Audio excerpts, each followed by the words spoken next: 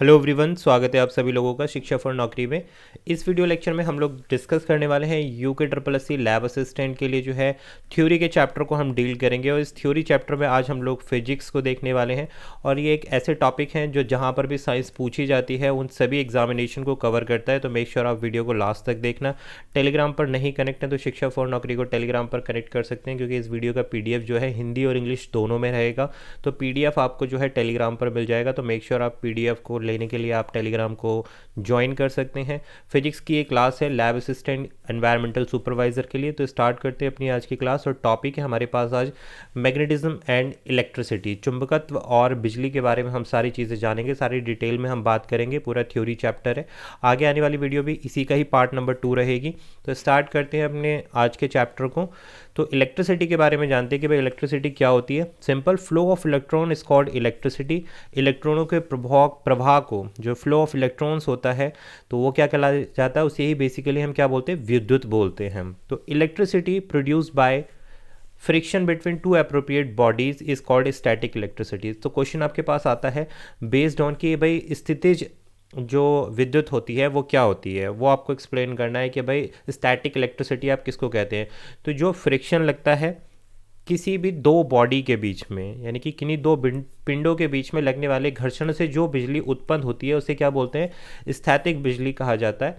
और इसे घर्षण बिजली के नाम से भी हम लोग जानते हैं। तो ये बेसिक डेफिनेशन हो गई आपकी इलेक्ट्रिसिटी की। आगे बढ़ते हैं भाई। इसके बाद आता है हमारे पास कि कॉलम लॉ। यहाँ से क्वेश्चन बनने स्टार्ट हो जाते हैं, तो ये इंपॉर्टेंट हो जाता है। यहाँ से आपके MCQs कई बार एग्जामिनेशन में पूछे जाते हैं कि कॉलम्स लॉ क्या होता है। तो देखिए, कॉलम्स लॉ एक्सप्लेन करता है कि जो भी आपके electrostatic force of interaction work करता है किसी भी दो स्टेशनरी पॉइंट्स ऑफ चार्जेस के बीच में, तो वो क्या होता है, डायरेक्टली प्रोपोर्शनल होता है मैग्नीट्यूड के और इन्वर्सली प्रोपोर्शनल होता है रेडियस के। इसको एक सिंपल फार्मूले से अगर मैं एक्सप्लेन करूं कि कॉलम्स लॉ क्या एक्सप्लेन करता है, फोर्स को एक्सप्लेन करता है। फोर्स किसके बीच में लगने वाला, किन्हीं दो स्टैटिक पॉइंट्स के बीच में लगने वाला जिन पर आवेश होता है। सपोज एक पॉइंट पर लगने वाला आवेश, पॉइंट ए पर लगने वाला आवेश को हम QA बोल रहे हैं, पॉइंट बी पर लगने वाले आवेश को हम QB बोल रहे हैं, डिवाइडेड बाय R स्क्वायर। इस चीज़ को ध्यान रखना, डिवाइडेड बाय R स्क्वायर, यानी कि रेडियस के स्क्वायर के क्या होता है, इन्वर्सनली प्रोपोर्शनल होता है। तो ये इन्वर्सनली प्रोपोर्शनल का साइन हटते ही यहाँ पर कांस्टेंट आ जाता है। तो F is equal to K Q1A minus Q1B upon R square. Q1A क्या है, चार्ज किसी भी पार्टिकल पर A पॉइंट पर, और QB क्या है, चार्ज किसी भी B पॉइंट पर, और R क्या है, इन दोनों के बीच की दूरी को हम क्या बोल रहे हैं, R बोल रहे हैं। तो ये है हमारा कूलम्स लॉ। बात क्लियर हो गया। दो स्थिर बिंदु आवेशों के बीच कार्य करने वाले इलेक्ट्रोस्टैटिक बल के आवेश के परिणाम की क्या होता है, गुणनफल के अनुक्रमानुपाती होता है, और उनके बीच की दूरी के वर्ग के व्युत्क्रमानुपाती होता है, जो मैंने आपको यहाँ पर समझा दिया है। यही क्या है, हमारे पास कूलम्स का नियम है। ये एक ऐसा फोर्स है जो किसी भी दो आवेशों के बीच में लगने वाले मैग्नीट्यूड के लगने वाले परिणामों के गुणनफल के सीधे क्या होता है, अनुक्रमानुपाती होता है, और उसकी रेडियस के व्युत्क्रमानुपाती होता है। तो पूरा फॉर्मूला हमारे पास ये निकल के आता है। तो ये वो हमारे पास columns law. I hope clear हो गया होगा। इसके बाद आता है हमारे पास इलेक्ट्रिक फील्ड क्या होता है, ये समझते हैं, जिसको हम बोलते हैं बिजली का क्षेत्र या बिजली क्षेत्र। तो किसी भी आवेश के चारों ओर का वह स्थान, आवेश बोले तो चार्ज, जिसको हम Q से रिप्रेजेंट कर रहे हैं, किसी भी आवेश के चारों ओर का वह स्थान जिसमें उसका प्रभाव अन्य आवेशों द्वारा अनुभव किया जाता है, विद्युत क्षेत्र कहलाता है। बहुत ही आसान भाषा में कि ऐसा स्पेस इन द सराउंडिंग, यानी कि किसी भी चार्ज के आसपास का एक ऐसा क्षेत्र जिसमें जो दूसरे आवेश हैं वो इस आवेश के कारण क्या एक्सपीरियंस करते हैं, एक आवेश एक अन्य आवेश द्वारा जो फील्ड, इलेक्ट्रिक फील्ड अनुभव किया जाता है, उसे क्या बोलते हैं, वैद्युत क्षेत्र के नाम से हम लोग जानते हैं। सिंपल सी भाषा है, लेकिन इनको एक अगर आप समझ लेंगे तो आराम से MCQs को अटेम्प्ट कर पाएंगे। अब देखते हैं हम कि इलेक्ट्रिक फील्ड इंटेंसिटी क्या होती है, यानी कि विद्युत क्षेत्र की तीव्रता। इसको हम रिप्रेजेंट करते हैं लेटर E से, क्योंकि किसी भी पॉइंट पर ये ऐसे डिफाइन की जाती है, इलेक्ट्रोस्टैटिक फोर्स F जो अभी हमने ऊपर समझा है, जिसको हम कॉलम फोर्स भी कह रहे हैं, एक्टिंग पर unit positive test charge Q at a point, यानी कि इलेक्ट्रिक फील्ड इंटेंसिटी E जो है किसके बराबर होती है, F जो इलेक्ट्रोस्टैटिक फोर्स F है, जिसको हम कूलम्ब फोर्स के नाम से भी जान रहे हैं, multiply by charge Q, simple ऐसे समझ सकते हैं। तो E is equal to F into Q. F क्या है? इलेक्ट्रोस्टैटिक फोर्स है। इलेक्ट्रोस्टैटिक फोर्स कैसे एक्सप्लेन होता है? F is equal to K, charge किसी भी पॉइंट पर QA minus QB divided by R square. तो यहाँ से आप इस निकाल सकते हैं, और इसकी जो यूनिट होती है कोलम्स पर न्यूटन, या न्यूटन पर कोलम्स जो इसकी यूनिट होती है। बात क्लियर होगी कि इलेक्ट्रिक फील्ड इंटेंसिटी की यूनिट न्यूटन्स पर कूलम होती है। तो किसी विद्युत क्षेत्र की तीव्रता बिंदु आवेश से दूरी r के वर्ग के व्युत्क्रमानुपाती होती है। वेरी सिंपल, आप समझ सकते हैं, क्योंकि अगर ये फॉर्मूला आप यहाँ रखोगे तो E is indirectly proportional to 1/r²। Simple, ये हो गया आपके पास फॉर्मूला। आगे बढ़ते हैं भाई, देखते हैं इलेक्ट्रिक फील्ड लाइंस किसे बोलते हैं। विद्युत क्षेत्र रेखाएं क्या होती है? विद्युत क्षेत्र हमने समझ लिया।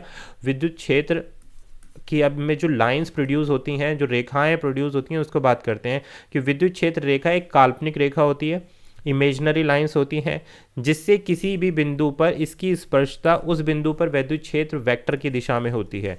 कि इलेक्ट्रिक लाइंस कैसी होती हैं? आभासी रेखाएं होती हैं जो किसी भी पॉइंट पर direction of electric field vector की पॉइंट की दिशा में होती है। कहने का मतलब है भाई कि जो भी स्पर्श रेखा होती हैं, it's tangent at any point in the direction of electric field vector at that point. यानी कि विद्युत क्षेत्र रेखा एक काल्पनिक रेखा होती है जिससे किसी भी बिंदु पर इसकी स्पर्श रेखा उस बिंदु पर विद्युत क्षेत्र वेक्टर की दिशा में रहती है।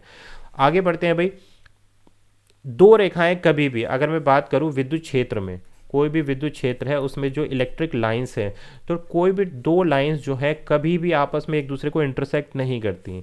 Electric field lines always begin on positive charge and end on a negative charge. देखो ये बहुत इंपॉर्टेंट चीज़ें हैं जो आपको ध्यान रखनी। यहाँ से MCQs बनते हैं।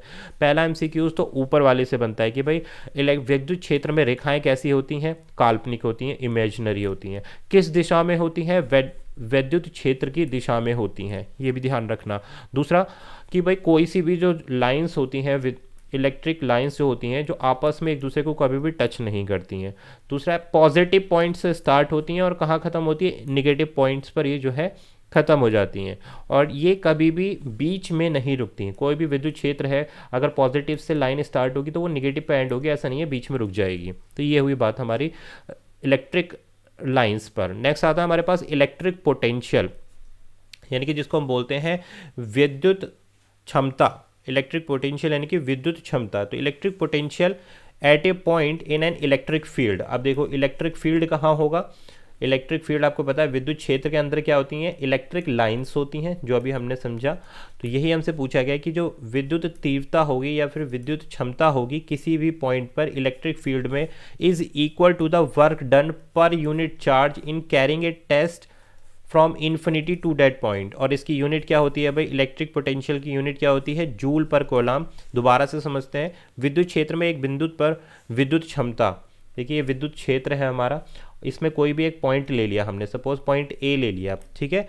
इस पे हमें क्या निकालनी है? कि विद्युत क्षमता निकालनी है। तो ये विद्युत क्षमता क्या, कैसे समझेंगे हम? कि एक आवेश को अनंत से यानी कि इन्फिनिटी से इस बिंदु तक लाने में किया गया प्रति इकाई कार्य के बराबर होती है। इसका जो मात्रक होता है, इसकी जो यूनिट होती है वो होती है जूल पर कूलम होती है। बेसिक सी चीज़ें आपने 11वीं की फिजिक्स में ये कवर अप करी होंगी कि जो इलेक्ट्रिक पोटेंशियल किसी भी पॉइंट पर या इन इलेक्ट्रिक फील्ड में किसके बराबर होता है? Work done per unit charge in carrying a test charge from infinity to that point, यानी कि इन्फिनिटी से इस बिंदु तक लाने पे किसी भी चार्ज को जो किया गया कार्य है वो किसके बराबर कहलाता है? इलेक्ट्रिक पोटेंशियल के बराबर कहलाता है किसी भी विद्युत क्षेत्र में। इसकी unit joule per coulomb. Electric potential V is equal to क्या कहलाता है? V is equal to W into Q. Q क्या है? आवेश। W क्या है? प्रति इकाई, यानी कि पर यूनिट जो आपने वर्क किया है वो कहलाता है यहाँ पर। तो आप पोटेंशियल डिफरेंस देख लेते हैं, यानी कि विद्युत विभवांतर किसे कहते हैं? पोटेंशियल डिफरेंशियल क्या है? ये एक फिजिकल क्वांटिटी है which decide the direction of flow of charge between 2 points in the electric field. Very easy. और कई बार पूछा जाता है कि विद्युत विभवांतर क्या होता है, पोटेंशियल डिफरेंस क्या होता है। तो ये कैसी एक राशि है? ये एक भौतिक राशि है, विद्युत क्वांटिटी है, जो विद्युत क्षेत्र में दो बिंदुओं के बीच आवेश के प्रवाह को, यानी कि एक विद्युत क्षेत्र है, इसमें एक ये है, तो ये प्रवाह को बताएगा, यानी कि डायरेक्शन को बताएगा कि चार्ज क्यू ए से क्यू बी पर जा रहा है या फिर क्यू बी से क्यू ए पर जा रहा है, तो क्या कहलाएगा, पोटेंशियल डिफरेंस, विद्युत विभवांतर कहलाता है ये। नेक्स्ट पढ़ते हैं आगे, इलेक्ट्रिक डायपोल और कैपेसिटर, विद्युत द्विध्रुव और संधारित्र क्या होते हैं। तो ये क्या होता है, and electric dipole consist of two equal and opposite point charges separated by a very small distance. कि इलेक्ट्रिक डायपोल क्या कहलाता है, विद्युत द्विध्रुव क्या कहलाता है, विद्युत द्विध्रुव जो है दो इक्वल एंड अपोजिट चार्जेस को separated by a very small distance, दो equal and opposite charges suppose Q A और क्यू बी, इनको एक्सप्लेन करता है क्या, इलेक्ट्रिक डायपोल, और ये एक दूसरे से बहुत ही कम डिस्टेंस पर होने चाहिए, तब इनको हम बोलेंगे। विद्युत द्विध्रुव में दो समान और विपरीत बिंदु आवेश होते हैं जो बहुत कम दूरी पर या बहुत कम दूरी से अलग होते हैं। Electric dipole moment of A dipole is the product of charge in the separation between the charge. द्विध्रुव और विद्युत द्विध्रुव क्षण आवेश और आवेशों के बीच अलगाव का गुणनफल होता है। नेक्स्ट पढ़ते हैं भाई, कैपेसिटर क्या होता है, संधारित्र जिसको हम बोलते हैं। एक कैपेसिटर और एक condenser is a device over which a large amount of charge can be stored without changing it's dimension. देखो इंपॉर्टेंट है, कैपेसिटर क्या होता है, कैपेसिटर या कंडेंसर एक ऐसा उपकरण होता है जिस पर बिना उसके आयामों को बदले बड़ी मात्रा पर चार्ज को इकट्ठा किया जा सकता है या कलेक्ट किया जा सकता है या जमा किया जा सकता है।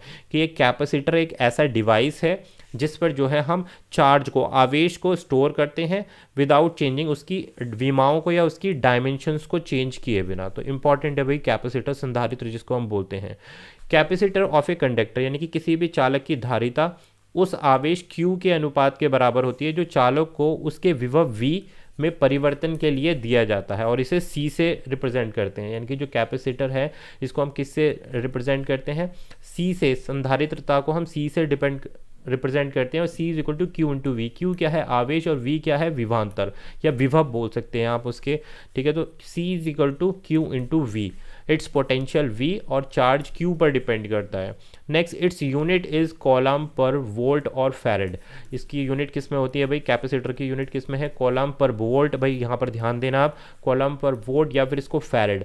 Farad F is large unit of capacitance, यानी कि संधारित्र की जो है बड़ी यूनिट क्या है, फैरेड है, and its practical unit is micro farad में इसको हम रिप्रेजेंट करते हैं। 1 micro farad is equal to 10⁻⁻⁶। बात क्लियर हो गई, तो ये आपने फिजिक्स में पढ़ा होगा।